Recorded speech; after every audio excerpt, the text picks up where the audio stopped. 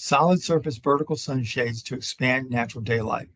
Welcome to Building Knowledge 101. Watch as we discuss the impact of solid surface vertical shades on expanding natural daylight. So here's an elevation that has a combination of both projecting shades on a storefront system and a vertical shade. Now, since the storefront system is supporting the sunshade on each of the jambs, the mounting bracket for the sunshade is attached to the jambs.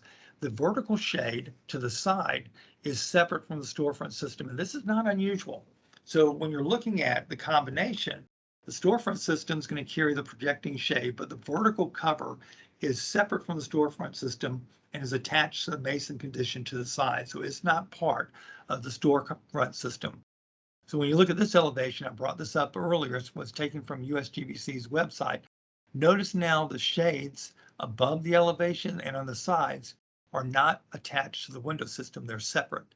So they're a separate component. This is typically made of ACM and attached to the surround condition, shading the window that's in there in a punched opening. That is all we have time for in this video. If you'd like to watch more of our 101 video series, subscribe to our YouTube channel, Kawneer Company, Inc.